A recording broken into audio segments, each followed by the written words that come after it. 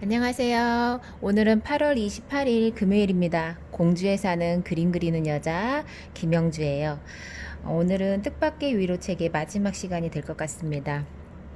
책마다 내용에 따라 길이에 따라 다르긴 한데 이 책을 제가 한 5일 정도 이제 걸쳐서 다 읽게 되는 것 같아요. 그래서 한 권 한 권 읽을 때마다 제 가슴에 남는 것들이 다를 테고 또 새로운 책을 또 소개하면서 읽는 그 기쁨이 또 남다르게 요즘은 새로 생기는 것 같습니다. 자, 오늘 금요일 벌써 주말이 되었어요. 또 어떤 계획을 하고 계시는지 모르겠지만 저도 하루하루 살면서 오늘은 무엇을 할까 설레임으로 비록 힘들지라도 코로나로 태풍으로 힘들지라도 힘내보려 합니다. 음악의 힘. 나에게는 6년 전 고장난 채로 서랍에 처박혀 있는 아이팟이 있다. 음악도 동영상도 재생이 안 돼서 좀처럼 사용할 수 없지만 저장 목록들만은 많은 확인할 수 있다. 지금의 취향과는 겹치기도 멀어지기도 한 노래 제목들과 아티스트의 이름을 뒤적이며 추억에 젖는다. 6년이나 흘렀지만 여전히 그 시간에 멈춰 있다. 어떤 시절에 즐겨 듣던 음악은 그 시절의 기억을 재생시켜 마치 그때로 돌아간 것처럼 만들어주는 힘이 있다. 음악을 들을 때면 현재를 차단시키며 다른 시공간으로 데려다주는 듯한 느낌마저 든다. 좋아하는 일. 진심으로 좋아하는 일을 할 때 얼굴 위에 자연스럽게 떠오른 미소와 즐거운 표정은 숨기기 힘들다. 그런 순수한 표정은 보는 사람도 함께 웃게 하고 덩달아 행복하고 기쁜 마음을 갖게 만들어준다. 그리고 잊고 있었던 꿈 같은 것을 떠올리게 해준다. 그것이 내가 공연을 보는 것을 좋아하는 이유이다. 처음 홍대의 작은 라이브 홀로 공연을 보러 간 날, CD로만 듣던 연주와 노래를 현장에서 보고 듣고 느낄 수 있다는 기쁨에 들떴다. 악기를 연주하며 함께 박자를 맞추고 노래를 부르는 뮤지션들의 표정이 재미있는 놀이를 하는 어린아이처럼 즐거워 보였다. 저 사람들은 자신의 일을 정말 좋아하는구나 하고 그들의 마음이 전해지면서 나 자신도 행복해졌다. 동시에 내가 그림을 그리는 것을 얼마나 좋아하는지, 처음으로 일을 받아 그림을 그릴 때 얼마나 행복했는지, 내 그림이 담긴 책이 나왔을 때 얼마나 설레었는지 떠올랐다. 좋아하는 것을 직업으로 삼는 것이 행복할지, 좋아하는 것은 취미로 남겨두는 것이 더 행복한지, 난 아직 잘 모르겠다. 하지만 중요한 것은 그림을 그리는 일은 여전히 내가 가장 좋아하며 내게 행복을 주는 일이라는 것, 그 사실을 잊지 않는 것이다. 저도 그래요. 제가 무엇을 좋아하는지, 무엇을 하고 싶어 하는지를 파악을 하는데, 한결같은 것은 그림이었어요. 그림 중에서도 물을 다루고 번짐을 이용하고 물을 다루는 그 붓이라는 도구를 사용하면서 붓의 그 미세한 감각들, 탄력과 함축성, 그리고 때로는 중첩, 번짐, 얼마만큼의 젖어 있을 때 그런 번짐의 효과들, 원하는 그런 유형들을 볼 때 정말 아직도 어렵고 설레기도 하고 저는 그 설레임이 있기 때문에 계속 유지를 할 수가 있는 것 같아요. 설레임과 동시에 긴장감, 그리고 이 스스로의 쫄깃함이라고 할까요? 알 수가 없기 때문에 그런 어, 그림을 그릴 때 그 설레임이라는 게 있어요. 긴장감처럼. 그래서 제가 물성을 좋아하기도 하고 그런 감각들이 계속 익혀나가는 그 과정을 제가 느끼면서 계속 매료되는 것 같습니다.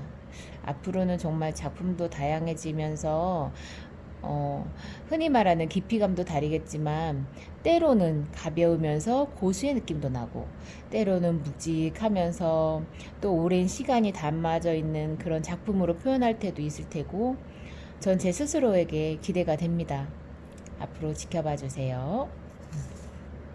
좋아하는 사람과 함께 밥 먹기. 밥을 먹으면서는 많이 친해져요.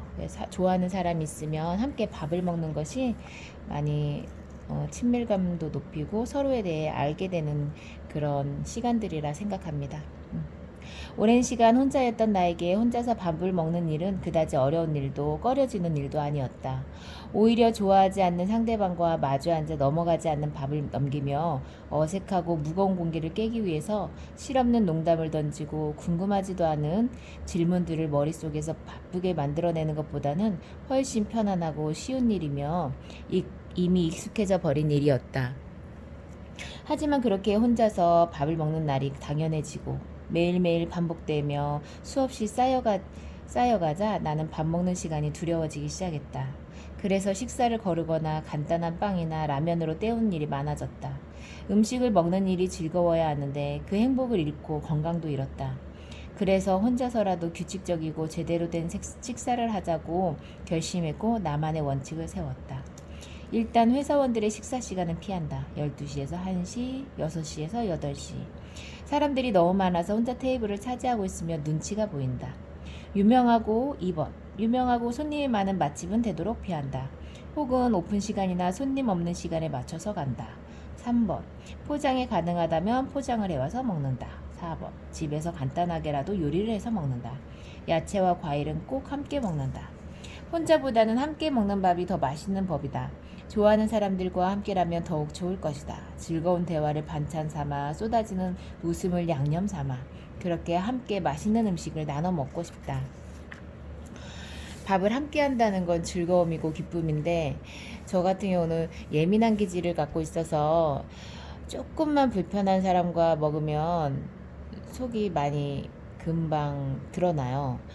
채기가 생기기도 하고 소화가 안 된다는 얘기겠죠. 그래서 그런데 그 자신이 또 때로는 싫어서 불편한 사람들과도 한편으로는 자꾸 먹어보고 싶고 얘기하면서 제가 더 담대해지는 그런 마음을 갖고 싶기도 해요. 그 사람의 본성은 바뀌지가 않는다고는 하는데 조금 노력을 하면 개선도 되고 조금 더 쿨해질 수 있는 마음이 생기는 것 같아요. 그냥 식사와 차와는 다른데 차 마시는 거는 좀 불편한 사람들과도 함께 할 수 있겠죠? 근데 밥은 참 식사를 한다는 거는 되게 긴밀한 관계가 될 수도 있는 거고 그런 어려운 것 같아요. 근데 누군가와 이제 관계성을 맺을 때 인과관계를 할 때에는 꼭 필요한 그런 시간이기도 하기 때문에 제가 요즘 많이 느끼는데 조금 불편하더라도 제 스스로 더 아닌 것처럼 하면서 제가 이겨내고 싶어요. 그래서 사람과 친해지고 싶을 때 아니면 좀 더 알고 싶을 때는 밥을 함께 먹어야 되겠다. 조금 불편하더라도 그 과정을 조금 이겨내면 더 그 사람과 밀접하게 관계가 형성이 될 수도 있고 때로는 제 스스로에게 누군가와 밥을 먹어도 소화도 잘 되게끔 아마 제가 몸이 되지 않을까 생각도 듭니다. 책의 선물. 어디든 책을 펼치면 책 속 세상으로 뛰어들 수 있었다. 그들이 나의 세상으로 와줄 때도 있었다. 책을 읽고 있으면 혼자라도 외롭지 않았다. 나에게로 와줘서 고마워. 누군가에게 먼저 다가간다는 것은 생각보다 큰 용기가 필요한 일이다. 혼자라도 상관없어. 외롭지 않아. 라는 말은 사실 더는 상처받지 않으려는 스스로가 진 최소한의 방어막일지도 모른다. 혼자만의 시간이 길면 길어질수록 그 벽은 점점 두껍고 견고해져서 바깥에서 아무리 나와 보라고 두드려도 아무런 소리도 들리지 않게 되어버린다. 손을 내밀어준 사람에게 고마운 마음을 표현하는 일, 나 역시도 다른 누군가에게 용기를 내어 먼저 다가가 보는 일, 마음을 여는 일, 삶에서 위안을 주는 것들에 대하여. 빌 브라이슨의 에세이는 언제나 실없이 웃게 만든다. 버지니아 울프의 일기는 나를 좌절에서 희망으로 이끌어준다. 한강의 소설을 읽으면 스스로의 내면을 가만히 들여다보게 된다. 미셸 공드리의 영화는 잊고 있던 오랜 꿈과 상상력을 자극한다. 마스다 미리의 만화는 울퉁불퉁해진 내 마음을 쓰다듬어준다. 페니 올리오의 음악을 들으면 다시 닿지 못할 시절이 그리워진다. 샤갈의 그림을 볼 때면 아름다운 사랑과 따뜻한 시선이 느껴진다. 삶을 반짝이게 만들어주는 모든 것들이 없어져 버린다면 우리는 무엇으로 위안을 받을 수 있을까? 놀이의 마법. 혼자 있어도 혼자가 아닌 것처럼 그것을 표현했나 보네요. 모처럼 바닥에 선을 긋는다. 큰 네모를 그리고 영역을 나눈다. 네모 4개, 세모 4개가 든다. 돌을 던진다. 그리고 뛴다. 한 발로 때론 두 발로 땅을 차고 떠오르는 순간 기분이 좋다. 이윽고 네모의 끝에 다다라 휙 하고 돌아서며 뛰는데 나는 어린 내가 된 기분이었다. 오랜만에 뛰었더니 숨이 차고 덥다. 어른이 되고 나서는 좀처럼 이렇게 뛸 일이 없다. 10살의 어린 나는 모든 네모와 세모를 뛰고 난 후 다시 33살의 어른이 되었다. 놀이는 누구에게나 즐겁죠.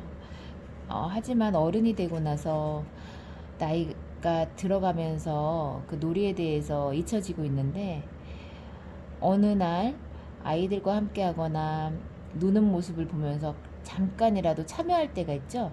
그럴 때는 아주 어린애가 되어가요.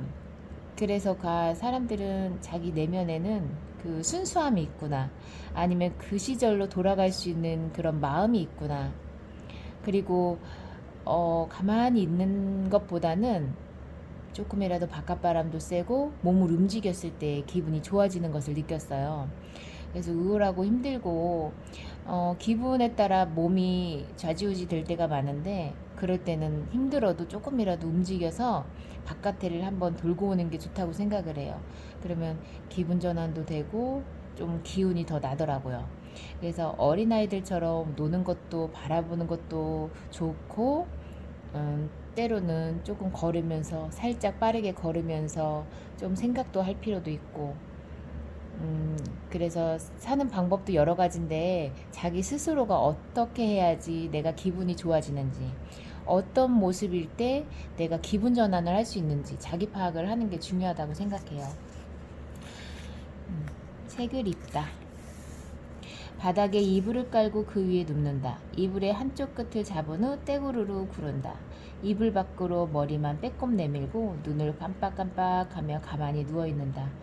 이 놀이는 나는 김밥놀이라고 불렀다. 아무리 봐도 물일 것 같아 보이는 작은 상자에 몸을 꾸역꾸역 밀어넣고 흡족하게 앉아있는 고양이처럼 이불로 따뜻하고 단단하게 몸을 꽉 감싸면 기분이 좋았다. 걱정과 불안, 두려움으로부터 나를 지킬 수 있을 것 같았다. 이것도 이불놀이의 하나의 일종이었죠. 어릴 때도 좋아하고 만약에 지금 또르르 말아서 이불 속에 있는다 해도 그 자체로도 너무 좋을 것 같아요. 그게 그 감정들 자체가 내가 예전 시절과 그 마음은 같다라는 것을 증명할 수 있는 그런 계기가 될 것도 같고요. 이불놀이는 너무 좋았죠. 김밥놀이. 그런데 이 속에 두 명이 같이 들어가도 재밌죠. 두 명이 같이 뚜루루 말았을 때 그 무게감을 느끼면서 그 즐거움, 행복감, 사랑하는 것을 표현하는 것, 그런 것들이 좋았던 것 같아요. 질투의 역설. 내가 갖고 있는 것은 한없이 작고 초라하게만 보이고 다른 사람의 것은 크고 반짝이는 것처럼 느껴진다. 내가 하는 일들이 전부 무의미하게만 생각되면서 그냥 다 포기해버릴까 하고 우울해지는 것이다. 자신이 갖고 있는 것도 다른 사람들이 보기에는 충분히 특별하고 의미 있는 것이라는 걸 자기만 모르고 있다. 당신의 꿈은 뭔가요? 라고 묻는 사람도 각자가 꾸는 꿈에 대해 말하는 사람도 점점 적어져 간다. 너무 현실적으로 사람들이 생각을 하기 때문에 꿈과 이상은 다르겠지만 우리가 바라는 것, 내가 무언가를 하고 싶다는 그런 마음, 그게 꿈일 수도 있는데 너무 거창하게만 생각할 필요는 없다고 생각해요. 단시간 내에 아니면 장시간을 걸쳐서 내가 하고자 하는 것을 계획하고 차근차근 조금씩 해나갈 때 어느 순간은 그 지점에 다다라 있지 않을까 생각도 해요.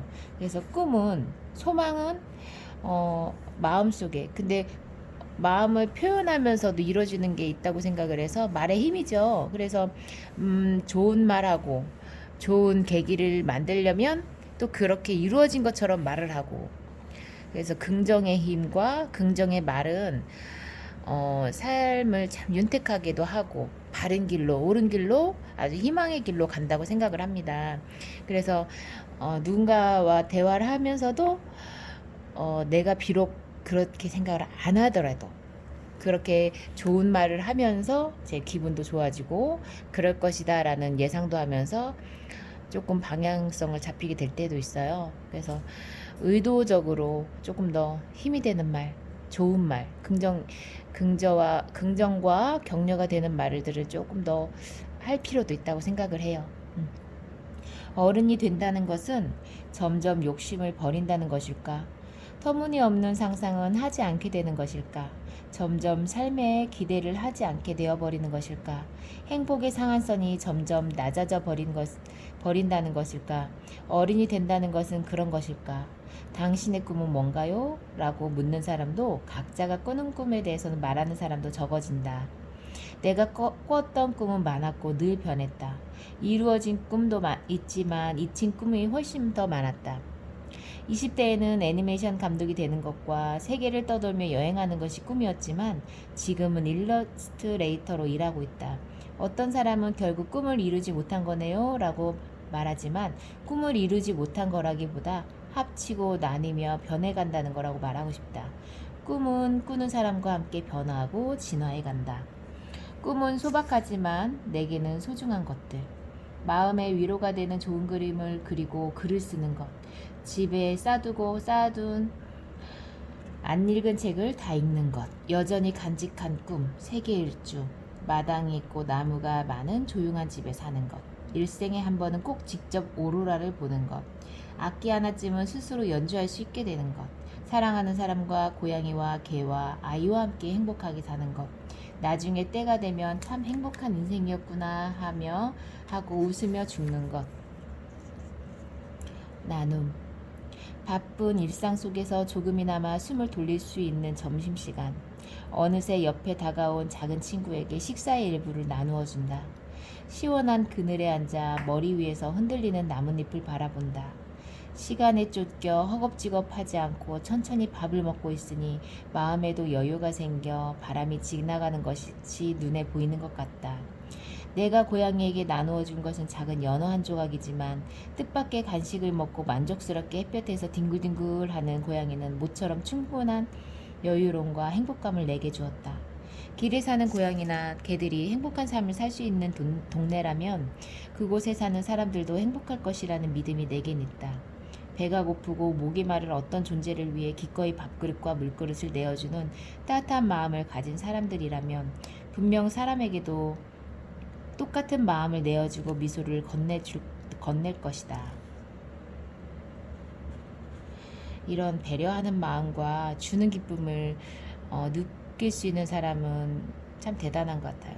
저 또한 많이 배려하고 나누어주고 그랬던 삶이었던 것 같아요. 예전에 어느 날은 아직도 잊혀지지 않는데 청소하시는 그런 분들을 보았을 때 제가 가방에 있던 바카스를 나누어 드린 적이 있어요. 물론 저도 그때 아마 목이 말랐던 것 같긴 한데 그러면서 모르는 분이셨는데 제가 그거 하나를 건네고 그것을 정말 단숨에 마시는 모습을 보았을 때 저는 그 기쁨이 또 이루 말할 수 없었던 것 같아요. 때로는 지금 생각하면 어떻게 보면 오해 소질 수도 있고 그런데 택배하시는 분들도 그냥 지나가다가도 너무 힘들어 보이시면 제가 그냥 음료수를 샀던 걸 하나 드린 적도 있고 기억도 안 나죠. 그런 외모를 따지면 어떤 분이셨나도 기억은 잘 안 나는데 저는 그런 행동들을 조금 했던 것 같아요. 그냥 힘들어 보이시는 분들 그냥 큰 뜻을 드리는 게 아니라 제가 있는 거 나눠 드리는 거죠. 그랬을 때 그 기쁨을 더 2배 이상, 3배 이상 제가 기쁘다는 걸 알았어요.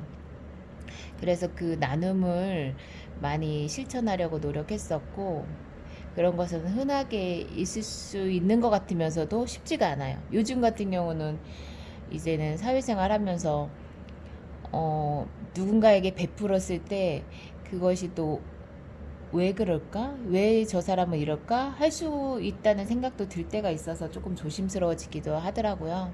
근데 마음속에는 주는 기쁨을 알기 때문에 언제 이제 힘든 상황을 봤을 때 저보다 조금 더 어, 나눔을 베풀었을 때 그 기쁨을 더 느껴야 되는 상황들이 있을 때 도와드리고 싶고 앞으로도 그런 마음은 있어요.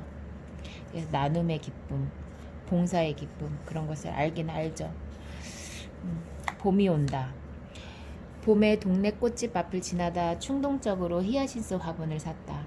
풍성한 꽃망울을 갖고 있던 히야신스는 좋은 향을 내며 예쁜 꽃들을 피웠다가 여름이 오자 이내 꽃잎과 잎을 후두둑 떨구고 동그란 흙빛 구근만 남았다. 책상이 가장 좋은 자리를 차지하고 있다가 왠지 초라해진 구근은 구석으로 밀려났다. 그렇게 가을이 되고 겨울이 되었다. 봄이 오자 문득 빼꼼하고 구근 속에서 연두빛 연한 잎이 올라왔다. 아직 추운 날이었지만 그 잎을 발견한 나는 매우 기뻤다. 따뜻하고 향기로운 봄이 곧 온다는 쪽지를 받은 기분이었다. 방치해뒀던 화분을 끌어와 물을 주고 다시 정성껏 가꾸었다. 그리고 봄이 오자 히야신스는 다시 꽃을 피웠다. 지금 나를 그리고 당신을 괴롭히고 힘들게 하는 그 일이 곧 끝이 날 것이다. 시간 언제나 똑같은 속도로 흐르고 있고 조급해하지 않아도 겨울이 지나가면 어김없이 봄이 오고 꽃이 핀다. 그 영원의 회귀에 오늘도 위안을 느낀다. 한 발 또 한 발. 다시 한번 나라는 존재를 둘러싸고 있는 내가 그어놓은 둥근 선을 바라본다. 여전히 두렵지만 시선을 돌리지 않는다. 끝이 없는 것처럼 보였던 나의 세계를 뒤덮는 그 막막함은 정면으로 마주하고 나니 그저 삐뚤빼뚤한 선일 뿐이었다. 중간에 포기하고 그냥 도망쳐버릴까 하는 생각을 하지 않은 것도 아니었다. 하지만 역시 어떻게든 해내고 나면 무척이나 뿌듯할 것이다. 중간에 비겁하게 도망쳤다는 마음의 부채감은 생기지 않을 것이다. 한 발 또 한 발 선을 넘어가는 일은 생각보다 간단했다. 모든 일은 해보기 전에는 무척 거대하고 복잡하며 무서워 보인다. 막상 눈을 질끈 감고 해버리면 별거 아니다. 벌벌 떨었던 것이 우습게 느껴진다. 아무것도 아니다. 그렇게 한 발 또 한 발. 기억을 그리다. 에필로그. 사랑하는 사람끼리 아무리 꽉 끌어안고 있어도 하나가 될 수 없음에 안타까움과 외로움을 느끼던 때가 있었다. 인간은 이렇게나 혼자구나. 이렇게 외롭구나. 빨간색 물감과 파란색 물감을 섞으면 보라색 물감이 되듯이 너와 내가 하나로 완벽하게 섞일 수 있다면 외롭거나 슬프지 않을 수 있을 것 같았다. 하지만 각각의 다른 색으로만 존재해야 하는 인간들이기에 결국 받아들여야만 했다. 사람은 모두 혼자이고 결국 혼자이고 언제나 외롭다는 것을. 그런 혼자들이 모여 서로 살을 맞대고 기대어 살면서 같은 시간과 공간 속에서 함께 따뜻한 기억들을 만들어낸다. 하나로 합쳐질 수는 없지만 하나의 기억을 공유한다는 것은 기억을 매개로 서로에게 연결될 수 있다는 말일지도 모른다. 언제든 어디서든 너와 내가 이어질 수 있다는 것은 희미하지만 매달리고 싶은 희망, 작은 위안이었다. 처음 일러스트레이터가 되기로 결심했을 때 어떤 그림을 그려야 할까 깊은 고민에 빠졌었다. 그림의 스타일도 중요하지만 그림을 통해서 내가 정말 하고 싶고 또 할 수 있는 이야기가 무엇인지 오랫동안 고민했다. 그러다 바깥에서만 찾을 것이 아니라 내 마음속으로 들어가서 내가 가진 오랜 기억들과 감정들을 그림으로 그려보자고 생각했다. 가장 깊숙한 곳에 있던 기억이나 감정, 생각들을 부끄럽지만 솔직하게 종이 위에 그려보기 시작했다. 나에게서 나온 기억은 지극히 개인적이고 특별한 나만의 이야기였지만 세상 모든 평범한 사람들의 이야기이기도 했다. 그림을 접해본 사람들은 자신의 마음을 그대로 옮긴 것 같다고 아련하면서도 따뜻한 그림에 큰 위로를 받았다는 말을 들려주었다. 나 역시도 그림을 그리고 나면 그 당시의 슬픔이 해소되는 느낌에 상당한 위로를 받았다. 그림에 공감을 느낀 사람들이 전해주는 말은 내겐 또 하나의 치유였다. 이런 일련의 과정은 나에게 무척이나 뜻깊고 감사한 일이었다. 처음 연속적으로 이어진 일러스트를 그리기 시작한 이유는 내가 원래 애니메이션을 만들던 사람이라서 그럴 수도 있지만 일방적으로 내 이야기만을 전달하고 싶지는 않았기 때문이었다. 그림을 보고 느껴지는 것이 각자의 기억과 상황에 따라 모두 다르고 다양했으면 좋겠다고 생각했다. 그러기엔 그림 한 컷만으론 한계가 있었다. 보는 사람이 눈으로 그림의 컷들을 순서대로 따라가면서 시간이 생겨난다. 정말 중요한 것은 그 시간들, 컷과 컷 사이에서 자신과 오래된 기억들에 대해 생각에 잠길 수 있는 시간들은 그 시간들일 수도 있다는 생각을 했다. 등장하는 인물들의 얼굴에서 표정을 지운 이유도 사람들이 자신의 상황과 감정에 따라 다양하게 해석하고 공감할 수 있었으면 하는 마음에서였다. 생각해보면 살아갈 힘을 주는 것도 그렇게 크고 거창한 일들이 아니다.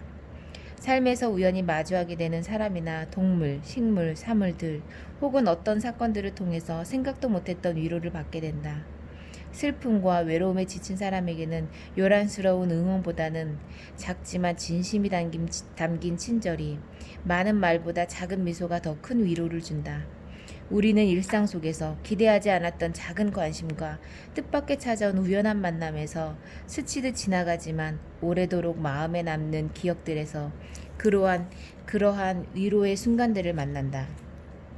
그 순간들을 이 책에 담고 싶었다. 나의 그림 속에서 숨어있는 작은 위안이 그림을 보는 사람들에게도 알게 모르게 스며들어 그냥 잊고 지나쳐 버릴 뻔한 삶 속의 작지만 특별했던 기억들을 다시 한번 떠올려 줄 수 있기를 바란다. 에필로그에 모든 것이 담겨 있습니다. 뜻밖의 위로라고 이제 책의 제목도 있지만 살면서 뜻밖의 인연도 있고 뜻밖의 시간으로 인해서 생각을 달리할 수 있는 계기가 될 수도 있어요. 그래서 뜻밖의 위로를 한 권 다 읽으면서 가슴이 따뜻해지고 저도 그림을 그리는 사람으로서 남에게도 위로가 될 수 있는 작품을 남기고도 싶지만 저에게도 위로가 되는 그림, 제 자신에게도 위로가 되는 그림을 제 마음을 푸는 그런 작업을 하고 싶다는 생각을 했습니다. 자, 오늘은 뜻밖의 위로를 다 읽는 시간이었어요. 감사합니다.